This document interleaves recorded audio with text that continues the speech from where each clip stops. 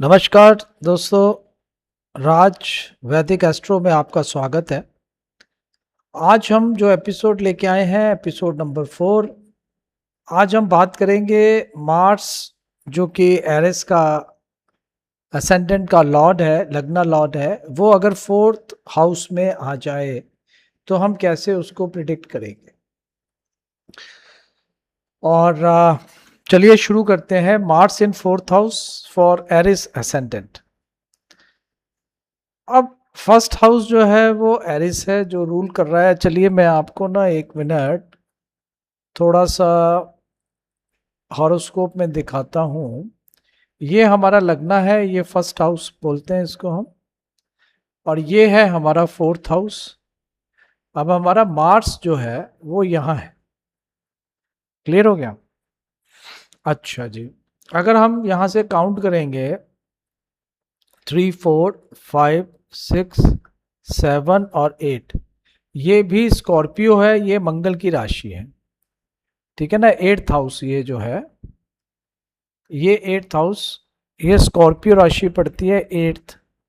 Eighth राशि जो है, देखिए पहली राशि जो है फर्स्ट, वो एरिस हो गई। फर्स्ट वाली जो है दैट इज एरिस, और एट वाली जो है वो स्कॉर्पियो हो गई। और इनका दोनों का लॉर्ड जो है वो होता है मार्स। तो हम बात कर रहे हैं कि जब लग्ना लॉर्ड जो है फर्स्ट हाउस का लॉर्ड फोर्थ हाउस में आ जाए, ये यहाँ पे आ जाए अगर, तो उसके जनरल क्या इफेक्ट्स होते हैं उसको हम डिस्कस करेंगे।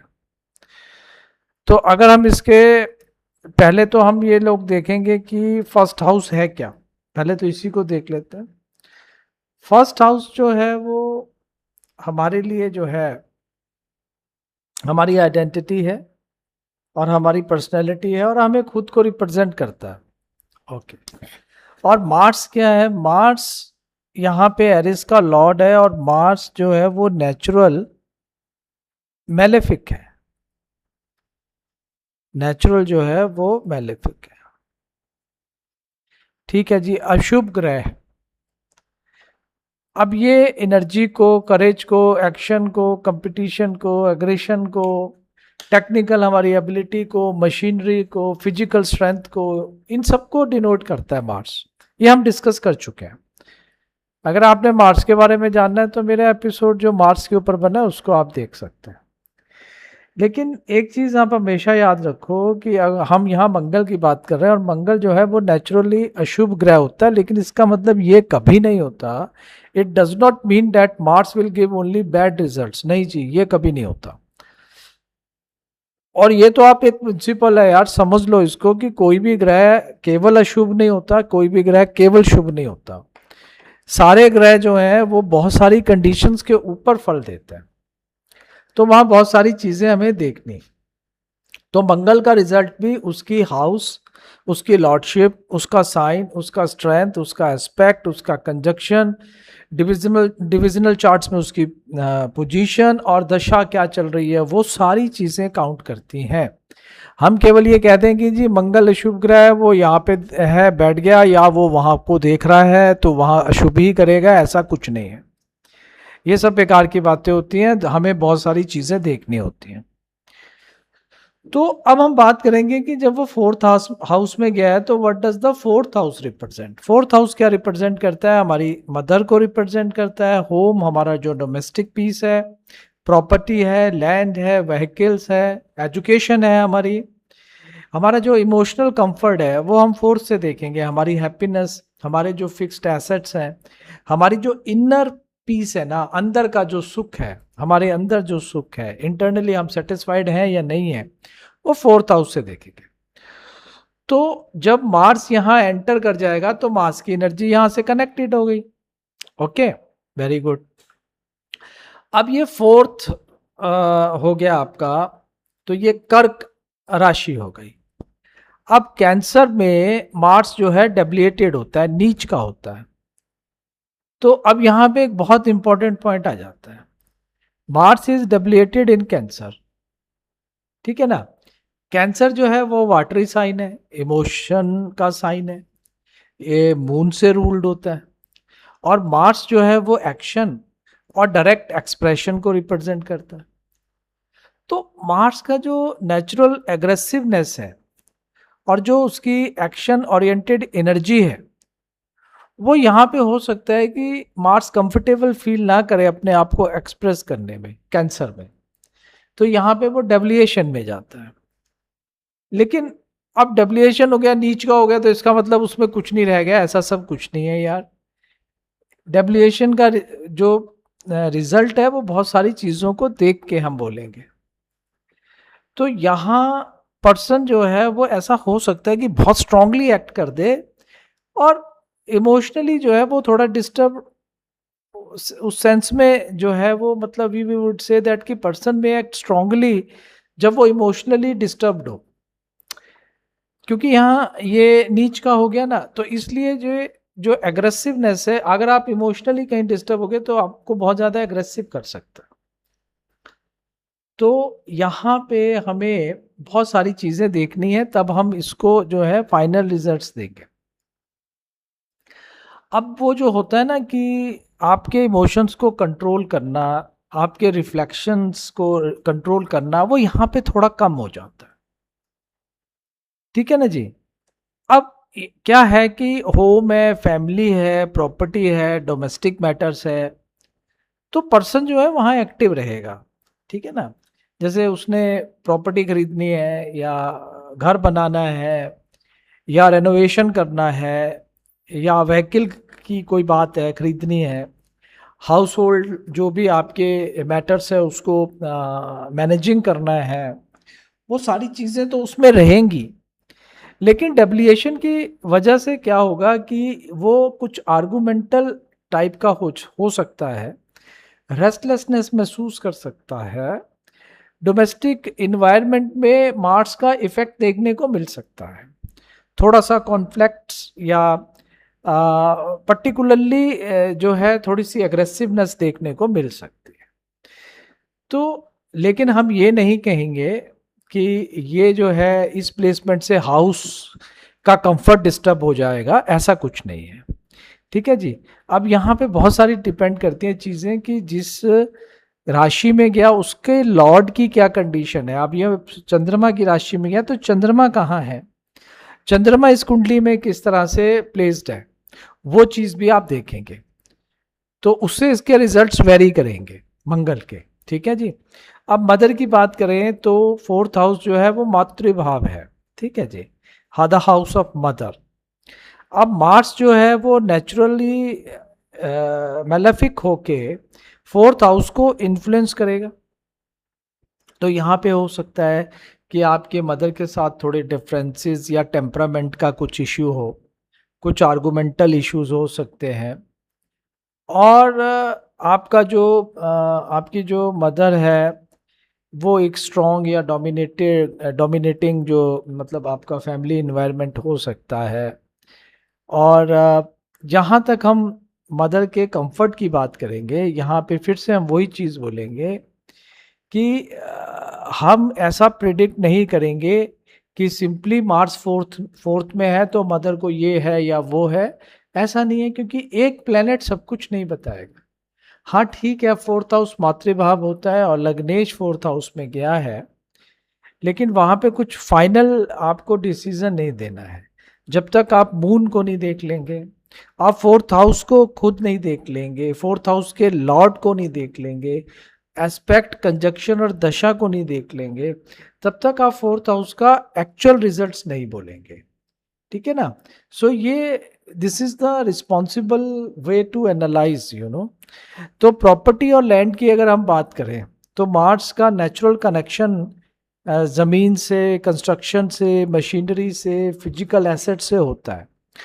तो यहाँ पे अब 4th में मार्स आ गया तो ये चीज़ें क्रिएट कर सकता है। You can be you know interest in real estate, construction, engineering, property development, machinery, vehicles, technical work related to land या बिल्डिंग, ये आपका हो सकता।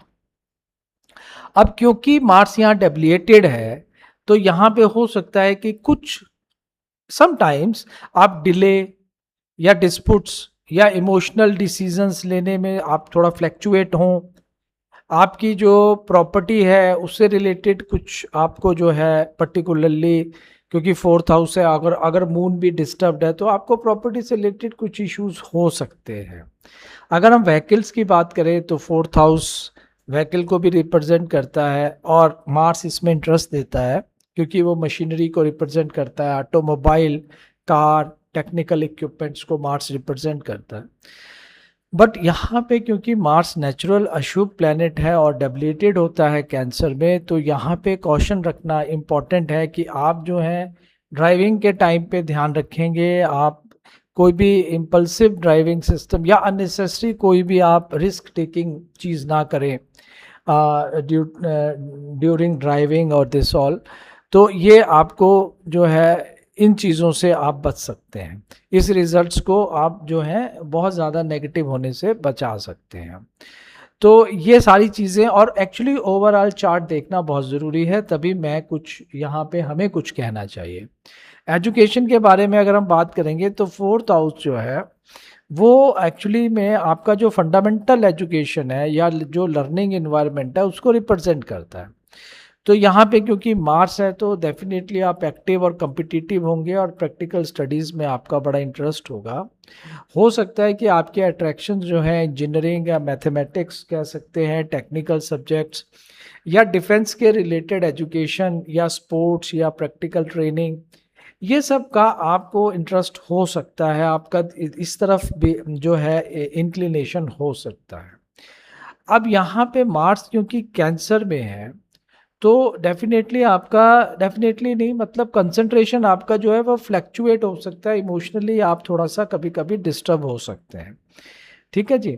अब यहाँ कंडीशन डिपेंड होती है कि मरकरी और जुपिटर ये किस तरह से कंडीशंस हैं इनकी, और फोर्थ हाउस का लॉर्ड और फिफ्थ हाउस, ये जो है हमें एग्जामिन करने हैं अगर हम एजुकेशन की बात करते हैं।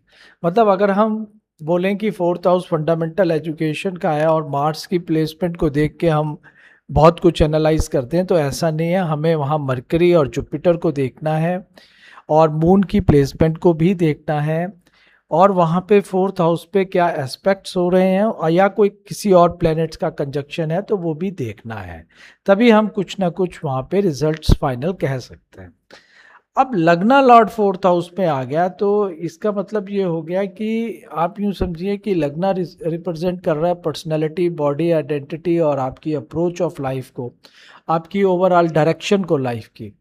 अब ये फोर्थ हाउस में चला गया तो ये स्ट्रांगली कनेक्टेड हो गया फोर्थ हाउस से, फोर्थ हाउस के चीज़ों से, मतलब आपके घर से, आपकी प्रॉपर्टी से, आपकी एजुकेशन से, मदर से, कंफर्ट से, और आपकी जो इनर सिक्योरिटी है उससे।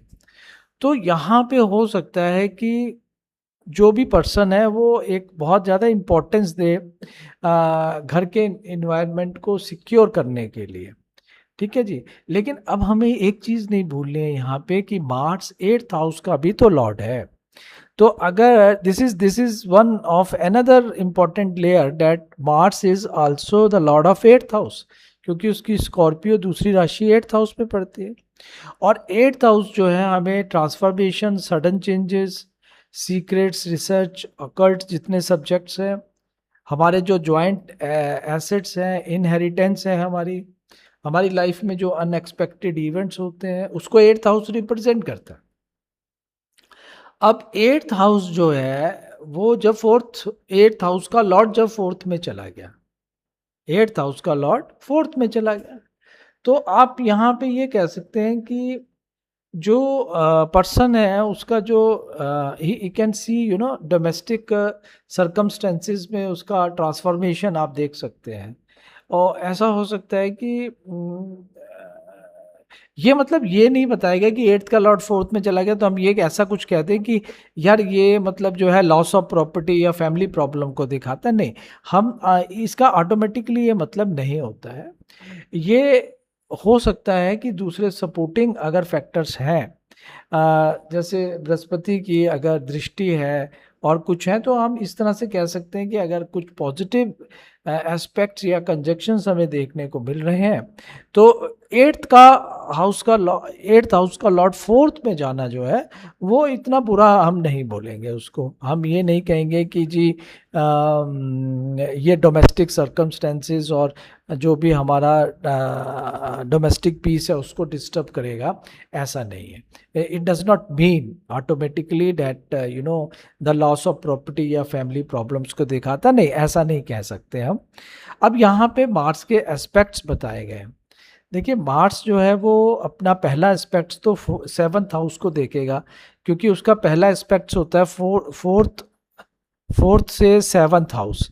ये फोर्थ हो गया, ये फोर्थ एस्पेक्ट हो गया इसका, ये मार्स का फोर्थ एस्पेक्ट हो गया। तो 7th हाउस ये है आपका 7th हाउस। यहाँ पे मार्स का पहला इफेक्ट तो ये हो गया, और उसके बाद में एक इफेक्ट जो है यहाँ पे हो गया आपका 10th हाउस पे, ये कर्मा स्थान पे 10th हाउस पे एक्सपेक्ट हो गया, ये तो सीधा ही एक्सपेक्ट हो गया यहाँ पे, ठीक है जी 7th।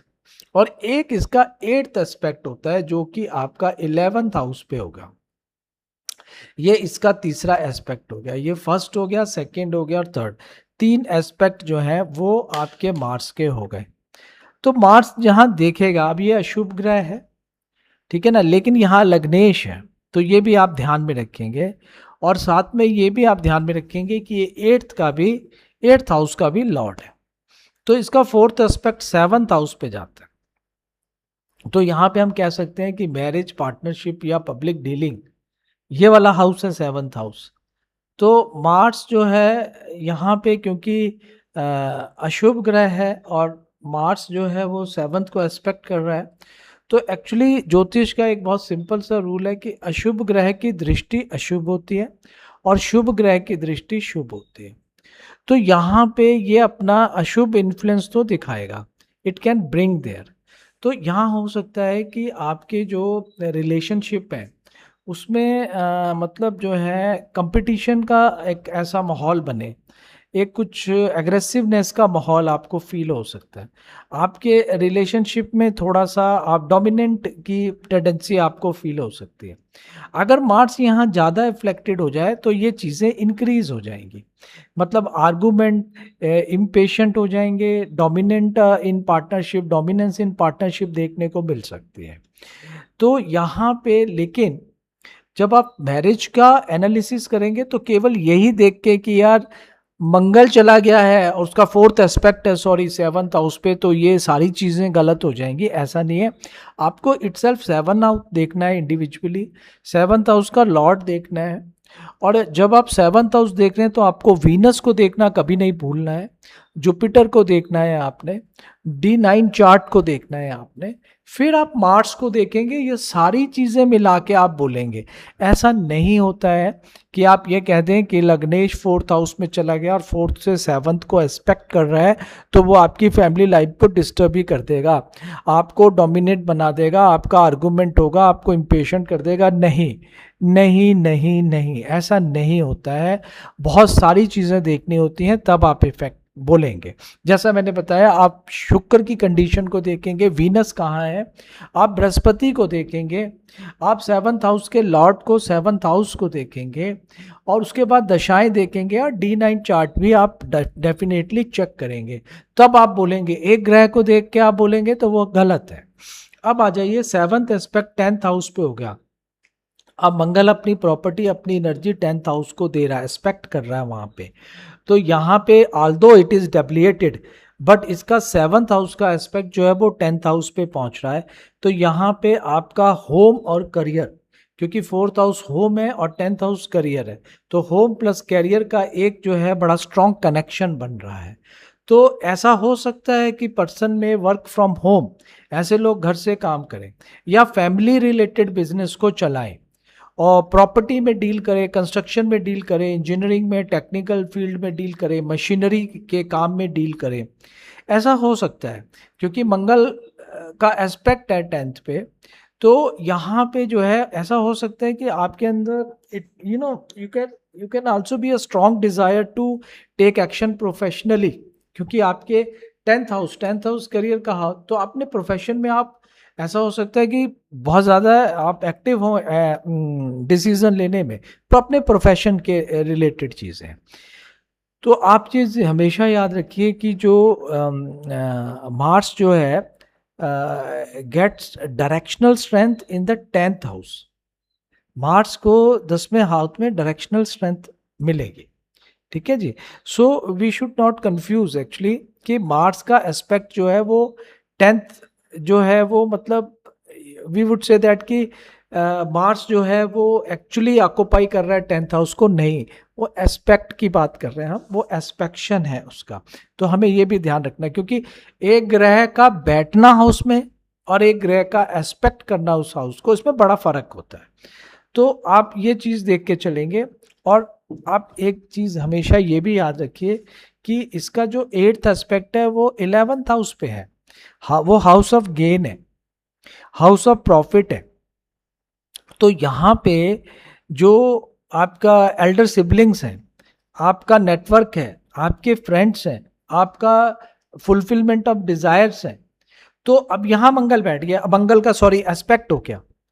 अब यहाँ पे क्या होगा कि आप जो है ना, this can be a strong desire to achieve gain through किसके, मंगल क्या आपके अंदर टेंडेंसी ला देगा, पर्सनल एफर्ट से आप गेन करें, टेक्निकल स्किल से आप गेन करें, प्रॉपर्टी या इंजीनियरिंग के फील्ड से आप गेन करें, बिजनेस से आप गेन करें, कम्पिटिटिव एक्टिविटीज से आप गेन करें।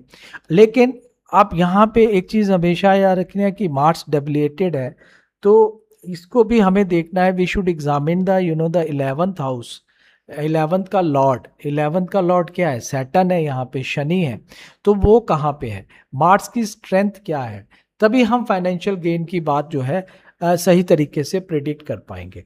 अब यहाँ एक बहुत बड़ा क्वेश्चन है, अगर पूछा जाए कि is this placement is bad placement, Mars का जो है वो लगन लॉर्ड होके 4th हाउस में आना, क्या ये एक बैड प्लेसमेंट है? Not necessarily. मेरा आंसर ये होगा कि ऐसा होता है कि मैंने बहुत सारे वीडियोस देखे एक्चुअली एस्ट्रोलॉजी के ऊपर, वहाँ पे एक प्लेनेट को लेके सब कुछ बोल दिया जाता है।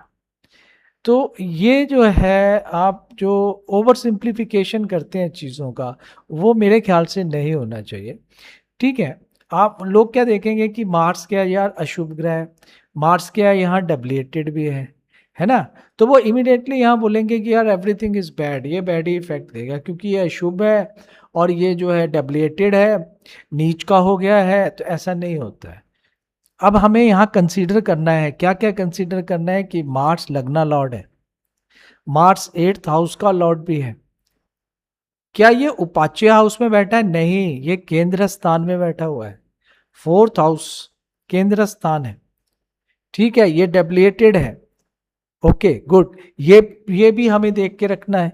तो ये सारे फैक्टर्स हम देखेंगे कि यहाँ पे हमें, हमारा जो रिजल्ट होगा ना वो बहुत सारी चीज़ों को देख के होगा। केवल इतना ही कह देना स्ट्रेट फॉरवर्ड कि यार लग्नेश जो है 4th में चला गया, मंगल है कर्क में चला गया, नीच का हो गया, उसके एस्पेक्ट तो खराब होंगे ही होंगे, 4th हाउस को भी वो बिगाड़ देगा, ऐसा नहीं है, ऐसा नहीं बोलना चाहिए।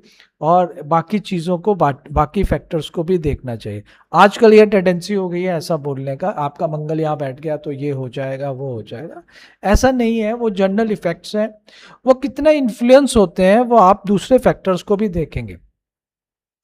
भगवान ने एक ग्रह नहीं ना बनाया है, 12 खाने बनाए हैं और 9 ग्रह हैं। तो एक अगर ग्रह ही सारा इफेक्ट दे देगा तो बाकी 8 लोग क्या करेंगे, 8 प्लैनेट्स क्या करेंगे, और वो सारे प्लैनेट्स की वैल्यू क्या खत्म हो जाती है? ऐसा नहीं होता है। तो इसलिए जो है एक चीज़ और भी आप देखेंगे यहाँ, क्योंकि डेबिलिएटेड है तो नीच भंगा भी आप जरा चेक कर लें। अगर मार्स जो है कैंसर में डेबिलिएटेड होता है तो हम ये देख लेंगे कि इसमें नीच भंग राजयोग या कैंसिलेशन तो नहीं हो रहा डेबिलिएशन का। अब इसका कैंसिलेशन कैसा होता है इसके ऊपर तो हमें एक दूसरा एपिसोड बनाना है, वो हम बनाएंगे जब टाइम आएगा। तो अब यहाँ पे आपको ये भी देखना है कि कहीं डेबिलिएशन कैंसिल हो जा रहा है तो उसका इफेक्ट, उसका इन्फ्लुएंस कम हो जाता है। यहाँ पे आपको क्योंकि 4th हाउस है तो मून है, तो जो कि कैंसर का लॉर्ड है, आपको वो देख लेने का है। जो सैटर्न है वो 11th का लॉर्ड है, आपको कैप्रिकॉन उसको देख लेने का है, क्योंकि कैप्रिकॉन में मार्स जो है एग्जॉल्टेड होता है। लेकिन देखिए एक चीज़ देखिए, मैंने एक चीज़ और देखी है कि ये भी बोला जाता है कि मार्स की दृष्टि जो है वो 10th हाउस पे, और 10th हाउस कैप्रिकॉन हो रहा है तो वो दृष्टि उच्च की होगी। नहीं, ये सब बहुत ही गलत चीज़ें हैं, ये मिथ्स हैं। आप हमेशा याद रखें कि जो अशुभ ग्रह है उसकी दृष्टि अशुभ है, शुभ ग्रह की दृष्टि शुभ है। वो कितनी अशुभ है या कितनी शुभ है वो केवल इस चीज़ पे डिपेंड नहीं करेगी कि वो एक इंडिविजुअल ग्रह की दृष्टि है, नहीं, वो अशुभ तो है लेकिन, या शुभ तो है लेकिन वो कितनी इन्फ्लुएंस हो रही है ये दूसरे फैक्टर्स भी डिसाइड करेंगे, दूसरे फैक्टर्स भी इफेक्ट करेंगे। तो ये चीज़ जो है कि आप ऐसा कह दें, मतलब वी शुड नेवर से के Mars is debilitated therefore the person will definitely suffer, ऐसा कुछ नहीं होता है, ये ठीक नहीं है, ऐसा बोलना ठीक नहीं है। दिस इज इनकम्प्लीट एस्ट्रोलॉजी, ठीक है जी, ये मैं जोर दे के कह रहा हूँ ये बात। अब यहाँ पे मून जो है वो बहुत इंपॉर्टेंट हो जाता है, क्योंकि चंद्रमा के घर में है मंगल। तो अगर आपका मार्स जो है वो कैंसर में सिटिंग है और आपकी मून की कंडीशंस जो है वो अच्छी है, बढ़िया है, तो आप देखेंगे कि पहले तो मून कहाँ प्लेस्ड है, मून स्ट्रांग है कि नहीं है, मून को क्या क्या एस्पेक्ट्स कर रहे हैं, और मार्स और मून का रिलेशनशिप, ये सारी चीज़ें देख के देन आप बोलेंगे। तो व्हाट अबाउट कैरियर? अब कैरियर की अगर हम बात करते हैं यहाँ पे, तो ये प्लेसमेंट जो है, ये this placement does not alone decided decide the profession. अकेला नहीं, ये कि मार्स की दृष्टि होगी तो ये आपको बोल देगा कि ये आपका प्रोफेशन होगा। लेकिन मार्स जो है, क्योंकि वो लग्ना लॉर्ड है और वो 4th में बैठा है और 10th को एस्पेक्ट कर रहा है, so there can be a strong connection between the person's identity, उसका जो होम है, प्रॉपर्टी और कैरियर है, यहाँ पे कनेक्शन तो बनेगा। तो यहाँ पे ये सपोर्ट करेगा। 10th के लॉर्ड को हम देखेंगे, और हम मरकरी को देखेंगे, सैटर्न को देखेंगे, D10 और उसकी दशा और अंतर्दशाओं को देखेंगे। Engineering, construction, real estate, automobiles, machinery, technical work, defence, ये सारी चीज़ें जो हैं इम्पॉर्टेंट हो जाती हैं यहाँ पे। लेकिन एक चीज़ हमेशा याद रखिएगा कि प्रोफेशन जो है वो हम पूरा हॉरोस्कोप देख के बोलेंगे, ठीक है ना, एक प्लेसमेंट को देख के हम नहीं बोलेंगे। एक पर्टिकुलर प्लेसमेंट या पर्टिकुलर एस्पेक्ट कुछ भी डिसाइड नहीं करता है, ठीक है जी। अब यहाँ पे हम ये भी देखेंगे कि मार्स की महादशा, अंतर्दशा, वहाँ पे क्या हो रही है, क्या वो स्ट्रांगली कनेक्टेड हो रही है मार्स से कि नहीं हो रही है, क्या वो 4th हाउस 10th हाउस को एक्टिवेट कर रही है कि नहीं कर रही है, तो उसका इफेक्ट, उसका इन्फ्लुएंस वहाँ पे बदल जाता है। तो ये सारी चीज़ें ऑफकोर्स हम ट्रांजिट भी देखेंगे। अगर हम किसी पर्टिकुलर, जैसे हमसे कोई पूछता है कि यार हम ये कंपटीशन देने जा रहे हैं तो इसमें हम सक्सेस हो पाएंगे कि नहीं हो पाएंगे, हमारा exam so and so date को है और हमारा result so and so date के आसपास आता है, तो आपको वहाँ ट्रांजिट भी देखना है, then you can be finalise. तो अभी हमने यहाँ पे बहुत सारी चीज़ों की बात की, तो अब मैं एक्चुअली इसमें कंक्लूड ये करना चाहूँगा कि एरिस असेंडेंट में मार्स अगर 4th हाउस में है तो आप हमेशा याद रखें कि मार्स लग्ना लॉर्ड है और 8th का लॉर्ड भी है, और ये कैंसर साइन में बैठा हुआ है जो उसका डेबिलिटेड साइन है। और 4th हाउस जो है वो home, mother, property, vehicle, education और इनर हैप्पीनेस को लेके आता है। और मार्स का जो एस्पेक्ट्स हैं जो पढ़ रहे हैं, उसके स्पेशल एस्पेक्ट्स पढ़ रहे हैं वो 7th हाउस पे, और उसके बाद में 7th हाउस पे, 10th हाउस पे और 11th हाउस पे पढ़ रहे हैं। तो यहाँ पे वो gain, income, network, career, profession, relationship, partnership सबको इन्फ्लुएंस करेगा। अब वो इन्फ्लुएंस कितना होगा आप पर्टिकुलरली केवल मार्स को देख के नहीं बोलेंगे, ये सारी चीज़ें जो मैंने आपको बताई दूसरे फैक्टर्स को भी आप ध्यान में रखेंगे। तो this placement can create a strong ambition and एक अच्छा एक्शन हो सकता है आपका प्रॉपर्टी, कैरियर और पर्सनल सिक्योरिटी को लेके। लेकिन यहाँ पे आप इमोशनल जो रिएक्शंस हैं या आपके डोमेस्टिक कॉन्फ्लिक्ट्स हैं, उस तरह के इश्यूज भी आपको देखने को मिल सकते हैं बिकॉज ऑफ द, अगर वो एफ्लेक्शन ज़्यादा है, क्योंकि डेबिलिटेड तो वो है, अगर और ज़्यादा एफ्लेक्शन है तो आप डोमेस्टिक पीस या डोमेस्टिक पीस में थोड़ी कमी देख सकते हैं, आप वहाँ कॉन्फ्लिक्ट्स देख सकते हैं, ठीक है ना जी। तो ये चीज़ आपको, और जब डेविएशन वाला कोई प्लेनेट आ जाए और वो लग्ना लॉर्ड है स्पेशली, और वो वहाँ जहाँ पे सिटिंग है वो वहाँ पे डेबिलिटेड हो गया है, और दूसरी तरह से और भी इफेक्ट हो रहा है उसके ऊपर, बैड इफेक्ट हो रहा है, तो उसको केयरफुली स्टडी करना चाहिए, केयरफुली एग्जामिन करना चाहिए। यहाँ पे हम मून को जरूर से देखेंगे, नीच भंग अगर हो रहा है तो उसको भी हम देखेंगे, aspect conjunction D night chart को भी देखेंगे, हम फोर्थ हाउस के लॉर्ड को, फोर्थ हाउस को भी देखेंगे, 10th हाउस और 10th हाउस के लॉर्ड को, 11th और 11th हाउस के लॉर्ड को, और उसकी दशा अंतरदशा D9 चार्ट, ये सब कुछ देखेंगे, तब हम फाइनली कोई रिजल्ट्स बोलेंगे। तो अगर आप मुझसे पूछें कि मार्स का फोर्थ हाउस में बैठना अच्छा या बुरा, तो ये मैं बोलूँगा कि सिंपली नॉट गुड है, नॉट ही सिंपली बैड है, ये मतलब मिक्स्ड रिजल्ट्स है, ठीक है ना। ये प्लेसमेंट जो है आपको प्रॉपर चार्ट एनालिसिस के बाद ही आप उसको पूरा प्रॉपर एक फाइनल रिजल्ट्स दे सकते हैं, ठीक है ना। हाँ, डेबिलिटेड मार्स यहाँ पे चैलेंजेस को क्रिएट कर सकता है, but at the same Mars जो है वो आपको सपोर्ट भी करेगा। अगर हॉरोस्कोप में रेस्ट ऑफ द थिंग्स आपको फेवरेबल मिल रही है, तो ये मार्स आपको ये आपको सपोर्ट भी करेगा, आपकी टेक्निकल एबिलिटी को भी बढ़ाएगा, आपके डिटर्मिनेशन को भी अच्छा करेगा। तो इसलिए जो है ना, बहुत सारी चीज़ें आपको देख के बोलना है। तो अब जो है ये हो गया बॉस आपका आज फोर्थ हाउस, इसके बारे में हमने खूब सारी बातें की और हर चीज़ को समझने की कोशिश की। नेक्स्ट वीडियो में हम लोग बात करेंगे मार्स का फिफ्थ हाउस में प्लेसमेंट, जब वो सूर्य की राशि में आ जाते हैं, और फिफ्थ हाउस हमारा जो है पूर्ण जन्मों का, हमारी संतान का हाउस है, रिप्रेजेंट करता है।